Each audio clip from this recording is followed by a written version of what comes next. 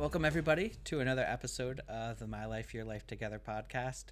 Zach, and with us, Sharon McCaskill, who we met on Facebook. Like, I remember growing up and everybody was like, don't talk to strangers, don't trust anybody online. And now we sign people up for full conversations off Facebook. It's great. So you're a registered dietitian nutritionist, which we're going to get into everything here, but just a little backstory on Sharon. Registered dietitian nutritionist, husband who still has some chronic illnesses, and that's kind of what got you into the nutrition field. Is that right? Yes, Okay. definitely. So I'm curious to talk about that. I think we're going to have a fun conversation. And from the transition from you to helping your husband to starting your own business to then in turn help a lot of other people as well. Because starting your business is a mountain of an effort. We're excited to chat with you, and I always ask people just a little bit of backstory. Like I said, you didn't start out doing all this stuff, so tell us about you. Yeah, so yeah, like you said, I career changed and I career changed in my mid 30s. I kind of joked it was my like midlife crisis, but in my 30s instead of 40s or 50s or whenever Your it's mid supposed to 30s happen. crisis. Yeah, Yes. yeah, for sure. That's exactly what happened. Um, so if we go like way back, I mean, I already had a bachelor's and a master's in nothing science, nothing medical, like not that area at all. It was all liberal arts and business and just like the helping field. Like I took a lot of counseling classes, and I was working in higher education. I was working in like student leadership development and student services. Um, Okay. yeah, so that's kind of my background. And so this was Hmm. not really on my radar at all until my husband and I got married. And like you said, he has some chronic illnesses. He has type 1 diabetes and he also has celiac disease, which those commonly Okay. go together. He had the celiac first. But so Huh. that's the first time I ever learned about gluten-free was through him. And I didn't know what Yeah. the heck that was. It was not a thing that I was aware of at all.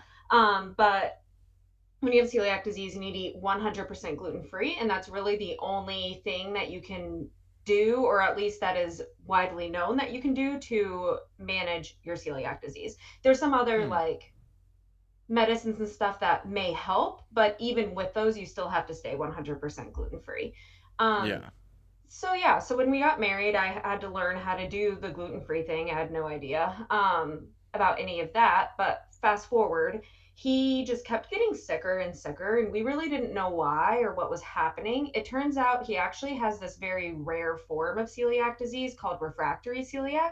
That even when you eat gluten free, your body acts like you're eating gluten. So he just Huh. was like malabsorbing food. He wasn't absorbing any nutrients. He was sick all the time, in and out of the hospital constantly. And it was kind of always my joke, like if I could do it over, I should have done something medical so I knew what was going on with you because Yeah. doctors say things and I don't know what they're saying, right? Like, Right. You're Those like, words make no what does sense. this mean? yeah, what is this? Potassium's low. Like, what? Can you eat bananas? Oh no, that won't help. Okay, I don't know what this is, right? Like, it just was this whole. I have no idea. So it was just kind of always my joke. Long story short, the Celiac Center in Boston. It's a whole part of the Harvard Medical Center that only works with people with celiac disease. He was Hmm. hospitalized down there for like 8 weeks. They figured out what was going on, and he's better. He's well now. He's working full time as an associate pastor. He just is doing Awesome. really well. And at that point, he kind of looked at me. He's like, "Well, you joke about doing it over. You could, like, you could Huh. start over if you wanted That's to. awesome. Yeah. He was working again. He's like, go do it. So I did, and I became a dietitian. Oh wow. Yeah. So how did that? Well, there's a bunch of questions I want to ask, but I guess first of all, how was that? When either you guys started dating or you got married, how was that just learning that whole process about celiac, about type 1 diabetes? What was that? Because even that in and of itself, I can imagine was a huge challenge. Yeah. And I will say, back when we were dating and we got married, it wasn't as serious for him as it was like 2 years after marriage. That's when he really Mm. started having health issues. I mean, he had both of those before, but he managed them very well. Yeah. Type 1 diabetes, he's always managed very well. But celiac disease was definitely more challenging for me. I don't know if I think he would say his type 1 diabetes is more challenging for him, but for me as a Mm-hmm. caregiver, the celiac was more challenging because I had to figure out like, here's what I'm used to eating, but how do I make that now? Like, I can't Yeah. make this Yeah. the same way. And I'm cooking pasta, but it's like sticking together. It's not normal pasta. And this bread Yeah. is subpar, right? Like, how do I cook meals? So that was kind of Yeah. the challenging part for me. That and then eating out. Like, where can we eat out? We can't just try this random hole in the wall restaurant. Right. No, okay, we have to go Because somewhere else. Like, that was dang. all very challenging for me. So then he said that and basically encouraged you to make that switch. How did you do that? How did you go into? Did you jump back into school? Like what? How did that process go? Yeah, so I was kind of burnt out at my job already, and so that was kind of what started it. My last year of working, I started a website. You know, everybody talks about like, oh, start this business online and see if you make money, whatever. So I was Mm-hmm. like, I like to write things, and people would ask me questions about gluten free if they found out they had celiac disease or if they found out they needed to give up gluten. They, how do we do this? And I would tell them, and I'm like, I should just write it down and put it online, and then I don't have to explain myself That's 50 times. I can yeah. just like That's Yeah. send it. yeah. um, Here's the link. yeah, exactly. So I did that, and I put a couple recipes up and some tips and how like our process of screening restaurants when we eat out, some of that type of stuff. And then random people started finding it like on Google and stuff, and I was like, "Oh, how did this happen?" Like that was not really on my radar. And then I'm like, "Oh, could I make money doing this?" It was this whole thing that I Yeah. never realize. And so after a year of having my website and actually getting traffic to it and building social channels, which social media is not my favorite, but website stuff, yeah, no, social Yeah. media is So not my favorite. But website stuff and like blogging, that was kind of fun to me. And I found it therapeutic Yeah. to write stuff down and I really enjoyed it. Um, and that was kind of what pushed it. My husband, we would meet with his registered dietitian, and I saw how beneficial she was to him. I found it really fun and interesting to learn more about nutrients, and I was understanding why, you know, doing more of my own research. Why is this happening to him? And so that was kind of what prompted that transition of like, well, I could take it the next step and actually work with people. Like, we're driving to Boston from upstate New York, right, to see Right. this dietitian, but not everybody can do that. And that's, even though we Mm-hmm. can, yeah. it's challenging. Like, it's not easy for us to do this. So that's kind of what made me do that and why my husband was like, you could do it. So, Yeah.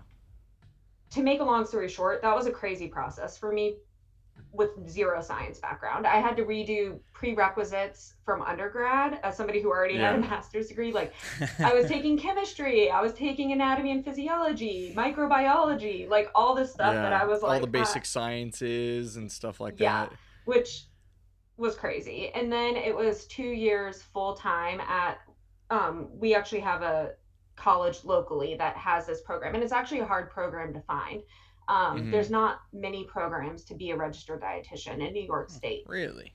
Yeah. Huh. So yeah, and I applied, and I was kind of like, that was kind of my thing. Like, I'll apply, and if I get in, I'll do it. If I don't get in, it's all right. There's Yeah. something else for me. And I did get in. So that was 2 years full time of school after all of those prerequisites, and then a 1 year full time internship rotation thing. That's kind of like residency. Okay. Yeah. Yeah. Wow. Yeah. Yeah. I went on your website after we had been chatting a little bit, and like, I I know nothing about websites or anything, but as a consumer, like if your website's confusing, I will just click off of it immediately, and like I enjoyed clicking around your site, and like as somebody like I don't have anybody in my life, like family who has celiac or gluten free or anything, but a lot of friends that do, and so I spent like I don't know, probably like 30 minutes at work. Thanks, company.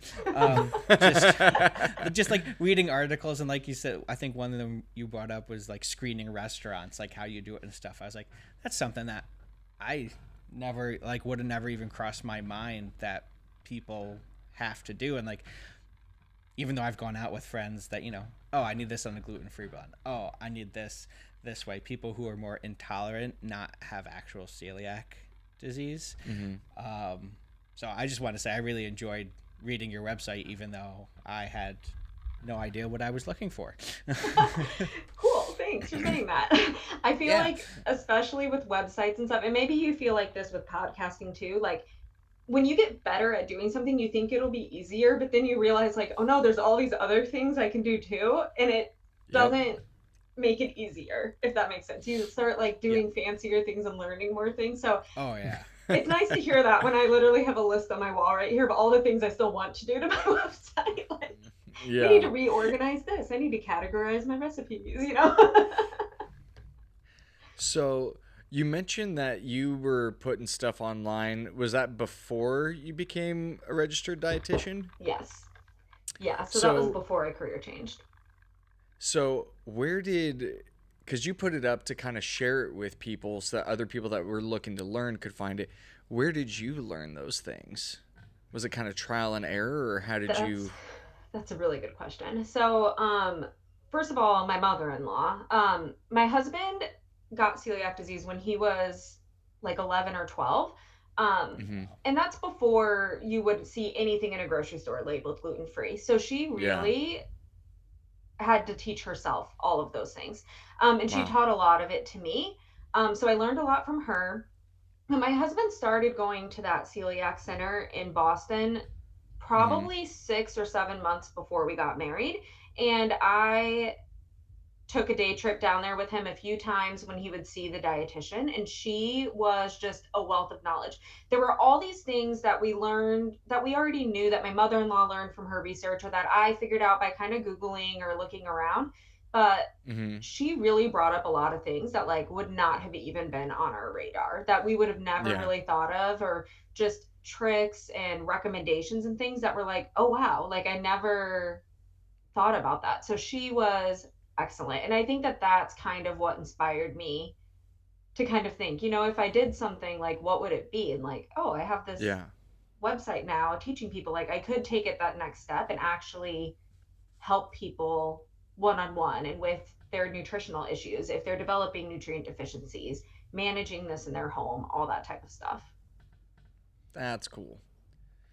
So once you learned all that, did you see a big difference from when you had learned the stuff that you were just talking about from your mother-in-law, from the dietitian? Did you see a major change from once you went to back to school and learned more as a registered dietitian? Was there a big change there for you, or was it more backing up what you had already learned? That's a really good question.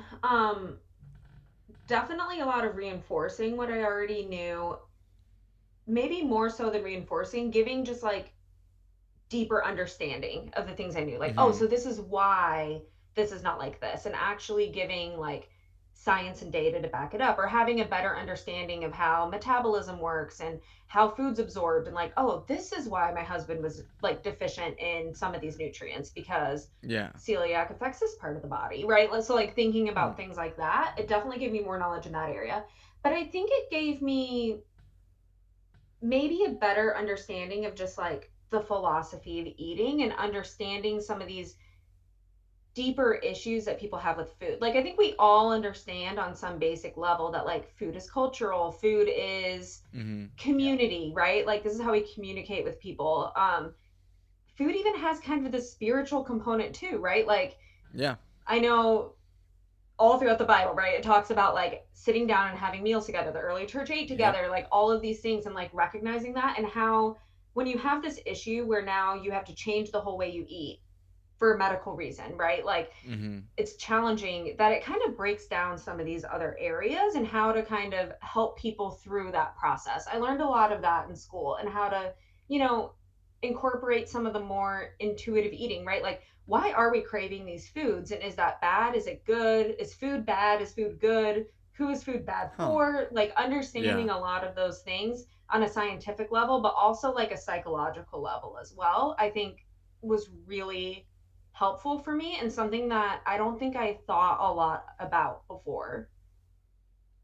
That's cool. So you brought up faith, right? And we're both Christians. You mentioned your husband's an associate pastor, Yes. right?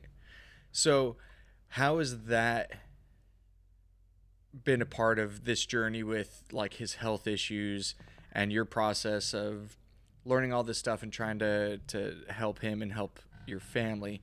How has that factored into that whole journey? I think in probably more ways than we could actually like talk That's about. that could be a whole series of episodes. Yeah, he's asking that question. I'm going like, even just looking at myself, I'm like, that's like 4.5 hours that I could spend on that. It's great. Yeah. I think that there are some really cool stories though, of especially when my husband was at his sickest. So when he was hospitalized for 8 weeks in Boston, I would say about 8 weeks before that, or 8 months before that, he was probably hospitalized for at least 1 to 3 nights every 2 weeks or so, while local Mm, hospitals were trying to kind of fix him figure and it send him out. home instead of actually doing that kind of academic, like, we're going to do a case study on you and, observe Huh. you for weeks and figure out what's going on, which is what Right. they did in Boston. And I think throughout that whole process, to paint a picture of just what that was like for us. So my husband, we had started church planting and moved to a town still near family, but like 20 minutes away from our local family, our closest Mm-hmm. family. And we had moved there to church plant and started church planting, kind of had a core team to do that. And then his health just went away. And he actually had to pull back from working at all. And then we had to stop church planting, yet we still lived in this town. And we had a 2 year old. I was pregnant with our second child, and I was working full time and trying to manage his health stuff and him being in and out of the Yeah. hospital. And what do we do with my toddler, while he's hospitalized an hour away? And how do we do all of this? And I will say, like, throughout that whole time, I probably blocked a lot of it out of my mind, honestly. Like, thinking back, I'm like, Yeah. I don't even remember half of that because I just was pushing through it. But there Yeah. are so many stories of people in our home church, people that I knew in other churches, just other Christians, people that I knew from college, like that don't even live near me anymore, people that I'd worked with in Christian ministries back then, just Mm-hmm. ways people blessed us through that and like shared little bits of joy. Like I had a group of people that I had worked with before, Christians, that came and like cleaned my house one day while he was like hospitalized. Like I came home to Yeah. a totally clean house, like That's amazing. awesome. I had other Yeah. moms from church that every night when they ate dinner, they just for like a week wrapped up like a single portion or two portions for me and my toddler. And like one week while he was in Boston, they brought those to me and they're like, they're all frozen. You can eat them when you need them. Like just things like that are just incredible. People watching my daughter so that I could go visit my husband. People that while he was in Boston, like people that were Christians that drove to Boston to sit with him for a day and like visit him. Yeah. Just things like that were just so amazing that even in those super hard times, like you could see little pieces of like joy or little blessings that I don't think I would have ever experienced something like that otherwise, if that makes sense. That's awesome. Yeah. Kind of your whole Christian community coming together to support you guys going through all that. That's really awesome. Yeah, it was really cool. I see he likes to ask like pointed, deep questions, and then I'm always like the opposite spectrum. And so like what has been like your absolute favorite meal that you've concocted for your husband? Like what is like the top tier dish that he's like, I want this. Hmm. I don't know. That's a really hard question. His deeper questions were easier. No, I'm just kidding.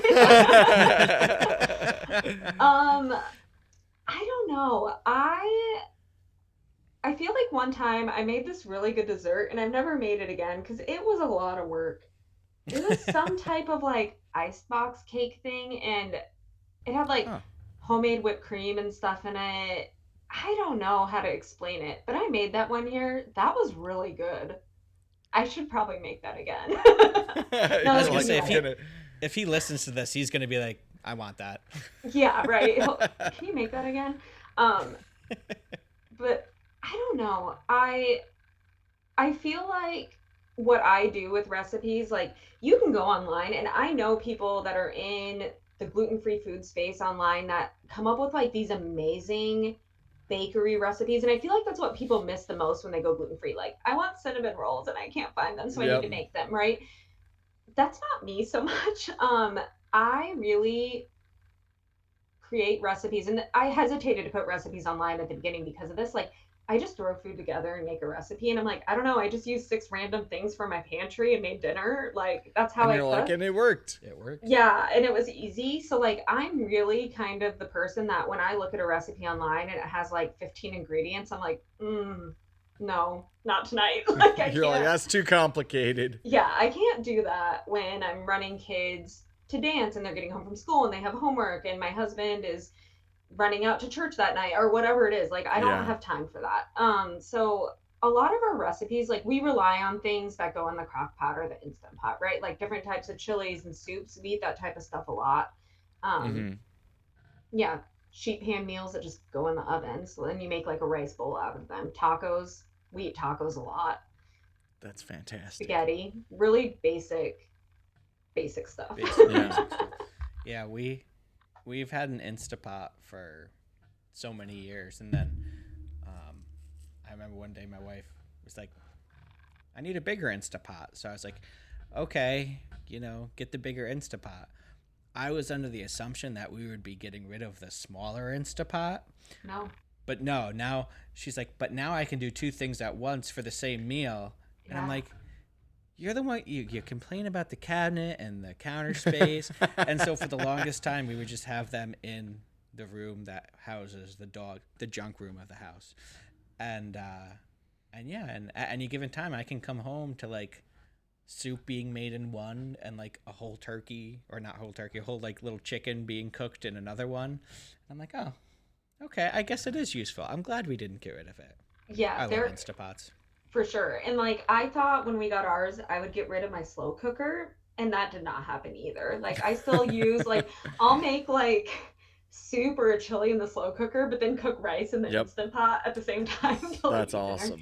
But to reinforce that idea too, like when it comes to meal prepping and stuff, like I'm a huge fan of using those types of things in meal prep. Like this whole I'm gonna spend all day on Saturday and make all this food, like I can't handle that. I have other stuff to do Yeah. on Saturday, right? But Yeah, like definitely. I can spend 1 hour while dinner's in the oven, right? Like steaming some potatoes on the stove, cooking rice in the instant pot, and cooking like a roast in the crock pot, right? Like Yeah. have it all going Yeah. at That's once. And I'm like, awesome. oh, look, now I can eat stuff all week, right? Like Yeah. having multiple gadgets gives you the freedom to do those things. That's awesome. And I'm a fan of them. So, I'm curious because obviously, well, I'm sure he shared this with you, but both of us also have type 1 diabetes. And I'm curious, we know what the type 1 side of it is, but how does the celiac affect that? How much more complex does that become, with the diet and what he can't eat, and how it affects the type 1? I'm Yeah. curious what a challenge that was. Yeah, so he got diagnosed with type 1 diabetes as an adult. So he was already used to Huh. managing his gluten-free diet. He got diagnosed gluten-free or with celiac disease at like 11 or 12. His diabetes was when he was 21 or 22, Oh, wow. is when that developed. So that was, he already kind of had the gluten-free thing down. The complications we've noticed with that, with his gluten-free diet, is that gluten-free foods, like if you take the gluten food and the gluten-free food, you put them side by side and look at a nutrient label, the gluten-free Mm-hmm. food has more simple carbs in it than the gluten food and Okay. possibly higher Really? sugar. Yeah, when you're looking at processed food. Huh. So things like cereal or brownie mixes, things like that. And That has kind of gotten better in the past few years because they're doing a lot more grain-free foods, things like that, which I wouldn't necessarily Mm-hmm. say are healthier, but definitely tend to have lower carb count, right? So Yeah. that has gotten a little bit better, but like as hard as it is to, bolus for like a bagel, a gluten-free bagel has more like quick acting carbohydrates. It has less Right. fiber, that type of thing. So You're that's gonna spike. definitely, yeah, that's definitely a little bit more challenging. The other thing that's more challenging is if your celiac disease is not well managed, your intestine is not going to absorb nutrients as well. So, one of the Mm-hmm. challenges we had with my husband was when he was really, really sick and really met the criteria for being malnourished before his big hospitalization, he would get low blood sugars. Like, there was one day he called me at work. I was working 45 minutes away, and he's like, my blood sugar's low. Okay, what is it? 52? And I'm like, okay, there's juice in the fridge. And he's like, I drank it. Like, when did you drink it? He's like, 30 minutes ago. I'm like, okay, there's Wow. cereal in the pantry. He's like, I ate it. I'm like, there's soda in the back of the pantry. He's like, I drank half of it. And it's like still 52. Like, it wouldn't Wow. raise because his food was Yeah. not absorbing. Like, we had to take him somewhere to actually get like it put in with an IV, like glucose through an Dang. IV, Yeah. to raise it. So that's one of the challenges you can have if you're like gluten-free diet's not well managed and it's causing intestinal damage, is like the food will not absorb correctly. So it was like he couldn't fix lows, Wow. which was crazy. That's yeah. That That's blows my mind. yeah. That's dangerous. Yeah, it was super Yeah, dangerous.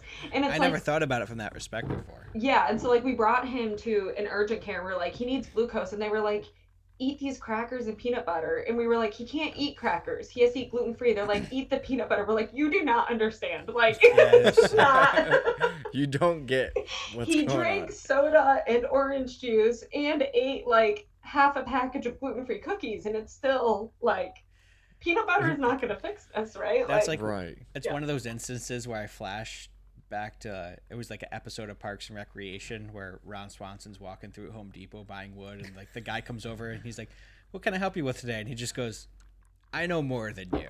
But like I'm telling you what we need. It's just we need the sugar saline in the vein right now. Yes. Just put it in there, yeah. It's one of those you're sitting there having to use glucagon daily. Yeah. That would be I can't afford that. No, nobody can afford that. You Nobody can can barely afford afford that. insulin. no kidding. So after he got his celiac managed, all that kind of evened out Yeah. once he got like the diet and everything. That's super interesting. And so you say that as far as you know, type 1 and celiac actually are kind of commonly go together? Yeah, if you have type 1 diabetes, you're at a much higher risk of developing celiac disease at some point in Huh. life. So often, I don't know if this happened to you when you were diagnosed, but I have a friend who got diagnosed with type 1 diabetes. It was funny, is after I married my husband, she was my maid of Mm-hmm. honor, and um, she was teaching English overseas at a Christian school, Yeah. and I would talk to her and she's like, I have these weird headaches. I get really angry. She's like describing things. I'm super thirsty. And I'm like, you sound like you have diabetes. And she just kind of would laugh about it. But she had family members with diabetes. Sure enough, Right. she had type 1. But after she was diagnosed, like they tested her for celiac right away. I think it's very Interesting. common that when you get a type 1 diabetes diagnosis now, they test you for celiac to see if Hmm. you have it. Oh wow. Yeah, I was diagnosed as a kid, so it's been I think it's 22, 23 years now, so I don't remember, but then again, I was 11. I have no idea Yeah. what And I back just had a then, bunch of needles in me all the they time. probably did not back then, just because Yeah. it was so uncommon. Like when my husband got his celiac diagnosis in the late 90s, he had to go to Mhm. New York City um, Oh to do wow. all of his testing. Like it was not a common occurrence. Wow. Yeah, I So, know. Like, I know. I didn't know specifically the two, but if you have one autoimmune disease, the likelihood of having another autoimmune disease is just exponentially higher. I yeah. had, I had a long story that I don't even have time to go into, but basically, I had some left lower quadrant pain, and by the time they did all their testing and whatnot, the pain had resolved, blah blah blah. But they were hooked on working me up for Crohn's disease, and they were just like sold on the fact that I had Crohn's, and I'm like, okay, my single symptom was pain that self-resolved in 8 days. Like, it's not. Like, I just refused to believe it. So I'd colonoscopies and other testing and blah blah blah, like all this expensive medication, all to be like, okay, you're fine. And I was like, I remember saying, okay, cool. And they were like, keep taking the medication and follow up in 6 weeks. And the medication was $1 a pill, 3 pills a day, or something absurd like that. And so I was like, oh yeah, no, I'm not going to take it. And You're like, I was like, I'd like, tell me how to safely wean off of it, because I'm going to imagine that I can't just cold turkey this one. And so they came back like, all right, you can wean off, but you got to follow up in 6 weeks. And I said, oh yeah, definitely. And then I just left the office, and then 5 years later, here I am. So, and like in my mind, I think I know what it was, but, yeah, just them telling me, if you have one autoimmune disease, the likelihood of having another has always stuck with me. And I think it like fueled my anxiety for a while. Then I just decided that there's zero point in worrying about it, because it's either going to happen or it's not going to happen. And that's that. And Yeah. It's definitely way more common once you have one autoimmune disease to develop others. But I mean, it doesn't mean that you necessarily will, right? Just because it's more common. Yeah. So you got into registered dietitian, and then do you work that as your full-time job as well, like seeing other clients, helping them with dietary issues? Yeah, so I right now I'm mainly doing stuff on my website and making money through there. I sell some like ebooks and courses and stuff through there, but I am currently working, I guess it depends on when this airs, but I'm currently working to start up my private practice doing telehealth to work with people in New York, but there's a couple other states I can see people from too. And Oh, that that's cool. should be running by the beginning of May. So depending on when somebody's Nice. listening to this, I may be Yeah. taking one-on-one clients. Oh, that's cool. this probably will come out, if not the first, the second week of May. Math is super hard right now. So Yeah, it's going to be the beginning of May. I Yeah. know that much. there we go. Yeah, so yeah, I see clients. Nice. That's awesome.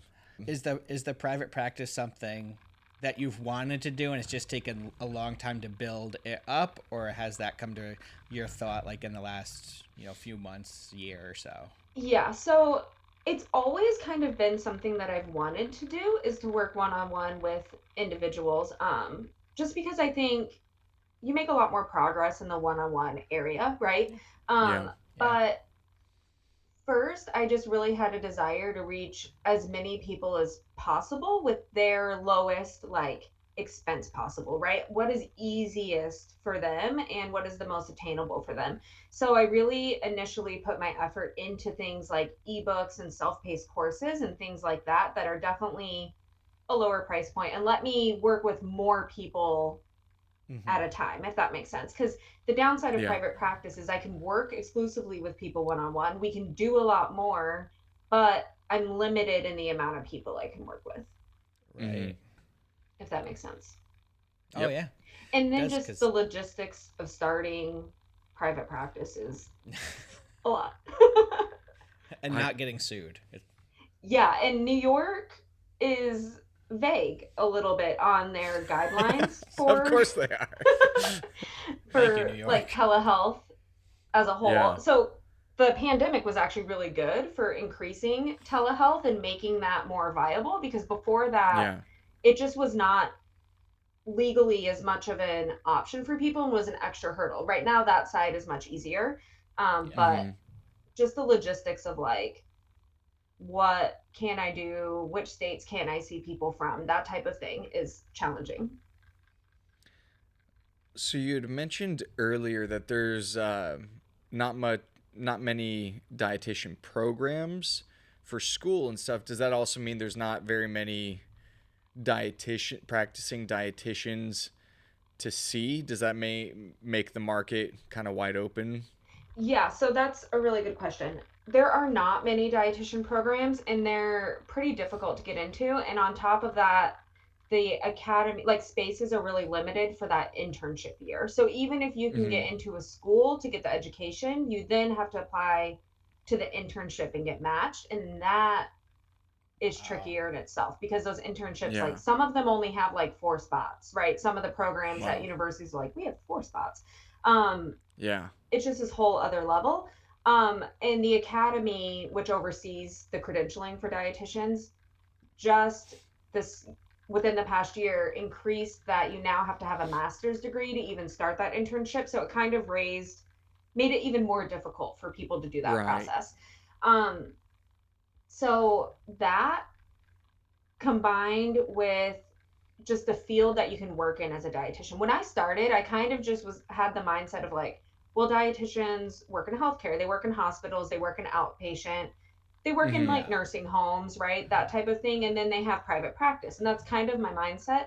When I started school, I realized like, oh my goodness, there's dietitians working in food service. Like when you look at school food service for like K through 12 as well as college, most of those are being managed by a dietitian. They're actually looking Yeah. for a dietitian to manage those. Food companies and businesses are hiring dietitians. The field is just so big. Community nutrition is huge with Yeah. dietitians. Working in food as medicine programs, working in kids programs, right? Teaching kids about nutrition education stuff. So even with the small field of dietitians that there are, they're so Mm-hmm. spread out through all types of programs, Wow. if that makes sense. Yeah. So, Oh, yeah. yeah. Like the practice that we go to for endocrinology, they have dietitian nutritionists on the floor below us that are part of their practice, but like their their turnover is not like high, but it's pretty quick just from the money driven attitude that comes with being not in your own private practice but part of a corporation where like they get slammed with patients like back to back to back. They have no control over it. So like what you're doing, like you said, you get to put your value on your time and can take your time to help each individual patient client that you have, which is awesome. Like I feel bad for the patients who, there's like a 7 month waiting list to get into that practice. Yeah. Just because And they're that overbooked. yeah, and I can't imagine. I mean, when I was working in community nutrition during my internship year, I was working in a food as medicine program, so with individuals that had chronic conditions, but also were food insecure. So we would work with them and then give them food to help support their chronic condition, if that makes sense, like Mm-hmm. to eat well. Um, Yeah. and we saw a lot of people with diabetes that had never seen a diabetes educator. They were very confused. They had no idea how to count carbohydrates. They just really had very little education. They're like, I can't see, where would I see a dietitian? And doctors are referring them to Wow. these community resources because there just aren't enough in the area. Um, Yeah. it's it's tricky to get in with one, and when you're getting reimbursed for like 20-minute intervals, right? Like I just can't Yeah. imagine sitting down with somebody. I mean, this as diabetics, right? How do you teach somebody who may not have a math brain, right, and understand math, who may have never learned anything about how to read a nutrition label? They may not know what a carb is or what food carbs are even Right. in. Like they think meat has carbs, right? Like they just don't know these things. Yep. And Yeah. spend 20 minutes and teach them how to It's bolus for impossible. food. Like I just can't Right. imagine Much less working with somebody that way. Yeah, like much less understanding things like you mentioned earlier between simple carbs and complex carbs Yeah. and or things like the that. people that like I got you this, it's sugar free. I'm like, okay, there's sugar alcohol in it. Like it's still a carb. Yeah. Like yes, there's And it's gonna wreck my gut. Yeah. yeah, Yep. like, I don't want that. Um, like I saw when I got diagnosed, I was 12. I saw the had a had a pediatric endocrinology in the um, hospital. Then I got discharged outpatient, followed up. I've never seen an MD again, which I absolutely Like I've seen nurse practitioners, but they were nurse practitioners who had their CDE as well, and like I learned so much more from them. And even now we see the same PA who he himself is a type 1 diabetic, so like even that goes even a step further. But Yeah. like I work in the office right next door to who we see for endocrinology. I work in neurology, and so I get crossover with patients sometimes, and we get talking about diabetes, and they're like, yeah, like I just got diagnosed, and I've been seen with my primary until I get in with endocrinology in 6, 7, 8 months, and I'm like, how's it going? They're like, I don't know. Yeah. Like, Yeah. I would be fine if they said good or bad, because then I could, help them a little bit. But when somebody says I don't know, I'm like, that sucks. And so like I get 45 minutes with them for something neurological, and 30 minutes of that I'm talking about endocrinology and diabetes, and just be like, until you get in to see them, try and do X, Y, and Z to help mitigate what's happening. Yeah. It's wild. So yeah, people like you is what people really need. Yeah, no kidding. Yeah, and Well, it's No pressure though. Don't screw up, but no pressure. oh, but I think it's hard too, because I think that there's also this level of people not necessarily knowing what they need. Like, I think we're just in this age of healthcare where a doctor hands you a piece of paper. Like, I've talked to so many people that get diagnosed with celiac disease. They find out they have to go gluten free. They've never heard of gluten, and the doctor hands them a paper, and they're like, "Here you go. See you later." And it's like, right. how do you even start? What do you even do? Like, I don't think people Yeah. even know, the next steps to take. How do they even move forward from that? And I think that that's super challenging, right? Like, Mm-hmm. yeah. And I think it's one of those things too, like, and I don't even know the full extent of it because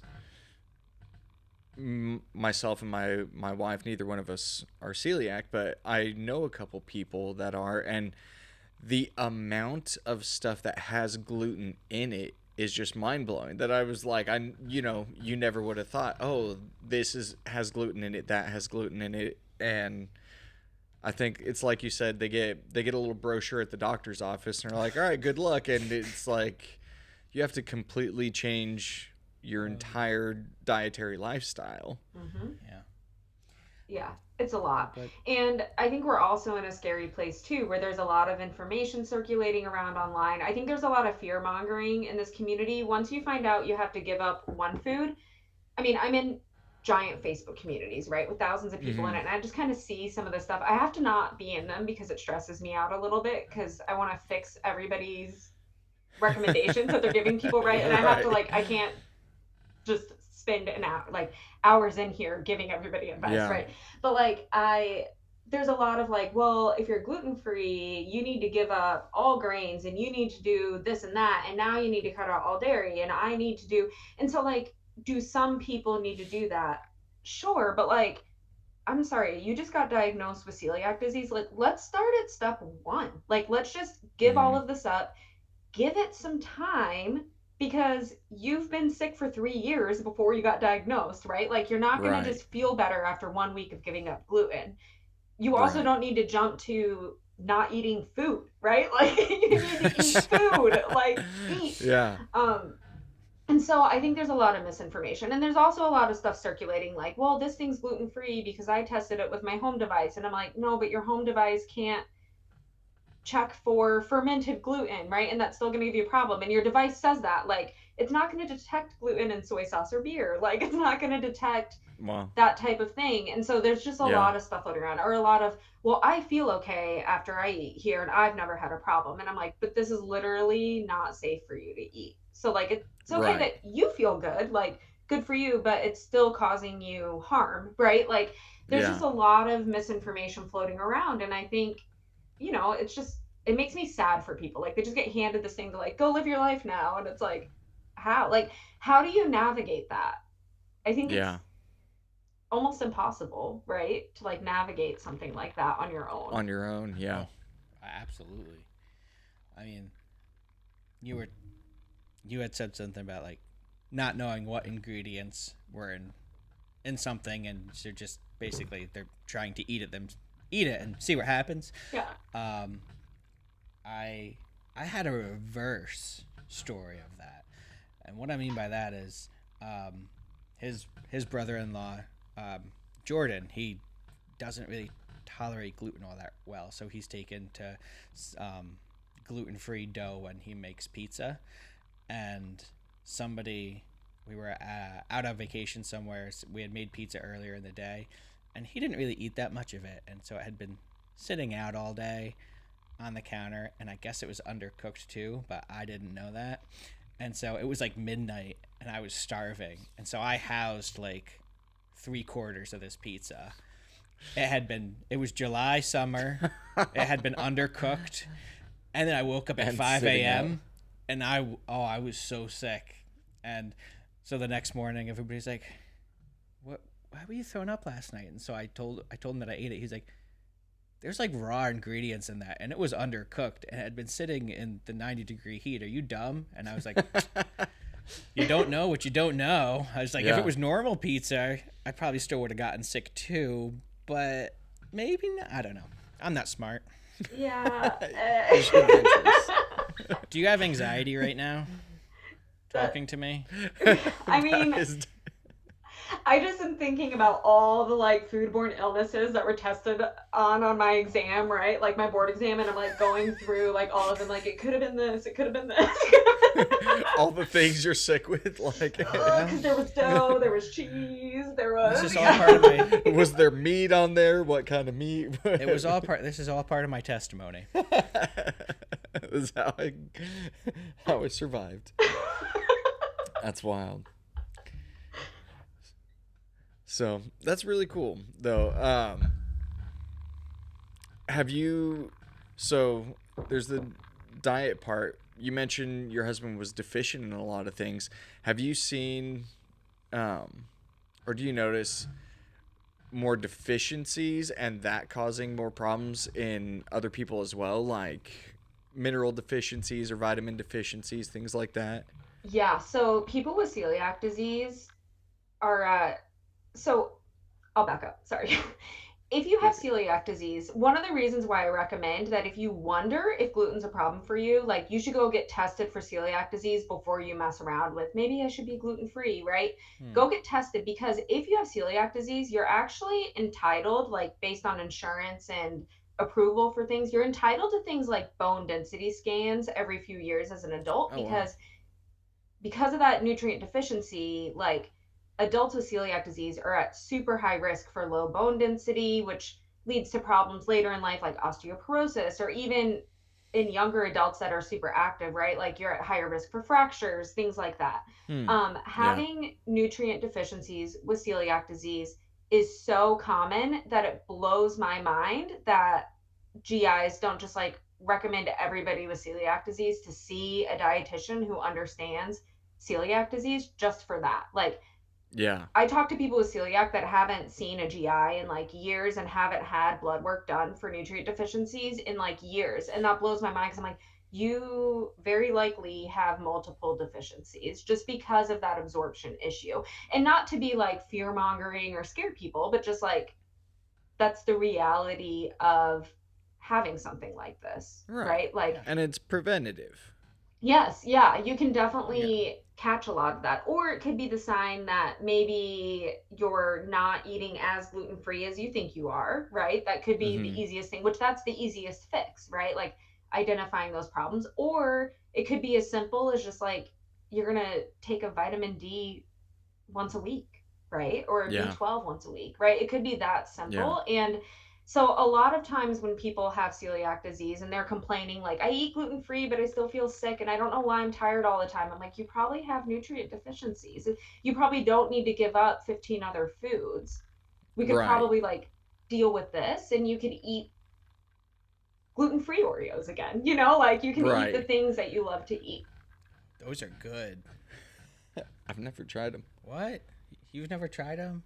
The gluten free Oreos. Yeah, they're good. I feel like there's another blogger that I've talked to before that also is in the gluten free space because her husband has a condition that has to eat gluten-free, but we kind of joke that we have like an advantage in the space when we're like reviewing foods because we can eat the real thing and Yeah. taste the gluten-free thing, right? Where a lot of these people have celiac, so they've never tasted the real thing. So they ask their like significant Yeah. other, like, which tastes better? But we're like, oh, we know. Like, this tastes like this. Like, I was doing a food taste test with my husband of there's this brand Simple Mills and they make little graham crackers. They're like little tiny ones. So you can't use them for Mhm. s'mores, which is unfortunate. But like my husband and I tasted these and I was like, these are Teddy Grahams. And he's like, what do you mean? I'm like, this is a Teddy Graham. Like 100%. Like, That I sounds just knew delightful. like any Yeah. parent now that's like, oh no, my kid is gluten free and they miss Teddy Grahams. I'm like, go get Simple Mills crackers. You're Like like, I've you, got the solution. it's That's that. brilliant. Yeah, That's but the gluten free awesome. Oreos are very, very similar to the regular. Wow. It's impressive. Like I wish they would make more things, that similar. Yeah. That Yeah. tastes that good. That's interesting. I've never tried them. I'll have to give them a shot. I Ariana mean, usually has them. if you can Oh. eat the real thing, I don't know if I would Why not like. eat the real thing? Yeah. Well, Yeah, as a type 1 diabetic, I Don't might act should like you don't eat they Oreos. might probably. should Stop it. be I avoiding Oreos. Yeah, I was gonna say they might have more sugar than the regular. I haven't looked Oh at the wow. label that closely, but they might Yeah. because you have to make it taste good somehow, right? See, I have to avoid Oreos just because if I get a pack of Oreos, Oh. I'm gonna eat a whole sleeve in one sitting because I'm like, these are delicious, and then I'm in trouble. Pair it with protein. Yeah, no Yeah, kidding. peanut butter. It'll help a little And bit. insulin. Yeah. Oh man. So I just want to say thank you so much for taking some time with us. Um, it's been like, yeah, I didn't really know what to expect coming into this because, like I said, I don't know too much about you know gluten-free lifestyle, but you've educated me, probably him too, and you were just fun yes. to chat with about it, and getting more targeted towards like the dietary, dietitian, nutrition side of it. Um, I mean, I always enjoy learning stuff and talking about that. So we really appreciate you taking some time to do this with us. Yeah.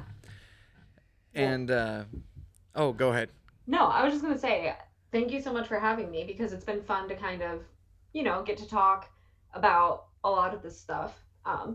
Especially with other people who have like type 1 diabetes. I feel like most of the Yeah. time when I'm talking to somebody, it's always focused just on the celiac disease or gluten free or how do we make food Yeah. or how do we eat out, like that type of thing. It's kind of fun to think about like the type 1 side of it too and those Yeah. extra challenges that come with that. Oh yeah, those Yeah. extra challenges are super fun to think about. Thank you. Super No, fun. just kidding. Just kidding. So, if people want to find you, find your recipes, or with this probably coming out in May, if people want to look into your private practice, where can people find you? Yeah, so my website is thehelpfulgf.com. It's the same handle on social media platforms. So Instagram, Okay. Facebook, YouTube, it's all just the helpful GF. But if you search my name, Sharon McCaskill, you can probably find them too. But yeah, my website is where most of my content is. So I have some YouTube videos, right? I do some stuff on Mm-hmm. Instagram, but my website is really where all the resources are. I've reviewed Okay. so many food products, right? Like if you're wondering any question like, is this random food gluten free? Is mustard gluten free? Is tofu gluten free? Right? Everything these I Yeah. have articles just like written on the nuances of those with recommended products and brands, like tons of them. In addition to recipes and tips about what you can eat at certain fast food places, things like that. That's awesome. And we will link all of those in our Yes. description for the episode. So, everybody that's watching, go follow her, go check out her website, go check out some recipes. I'm going to go on there. I want to try some of the recipes. Your See. wife is gonna cook so much stuff for you. Oh, yeah.